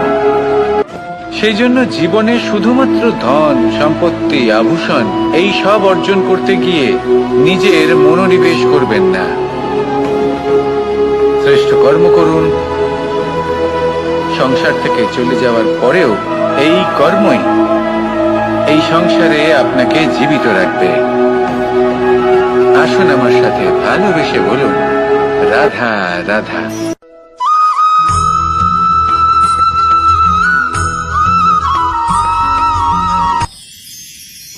মানুষ তার জীবনে দুই ধরনের পরিস্থিতিকে খুব ভয় পায়। এক, কোনো কারণবশত কারোর সামনে নত হওয়া। দুই, কোনো কারণে নিজের চরিত্র থেকে, নিজের মূল্যবোধ থেকে বিচ্যুত হওয়া। এবার কেন হয় এরকম যে কথায় কথায় কারোর সামনে নত হতে হয়? কেন বারংবার নিজের চরিত্র থেকে চ্যুত হতে হয়? এরকম কেন হয়? এটা তখনই হয় যখন আমাদের শিক্ষা এবং মূল্যবোধের অভাব থাকে। যদি মানুষের মধ্যে প্রকৃত শিক্ষা থাকে তাহলে এই সংসারে কোনো সময় এবং কারোর সামনেই নত হওয়ার কোনো প্রয়োজন নেই। যদি মানুষের মধ্যে মূল্যবোধ থাকে তাহলে তাকে নিজের মূল্যবোধ বা চরিত্র থেকে বিচ্যুত হতে হয় না, তা সে যাই হয়ে যাক না কেন। কোনো বালককে যদি জন্ম থেকেই সুশিক্ষার অধিকারী করা হয়, শিক্ষিত করা হয়, মূল্যবোধের অধিকারী করা হয়,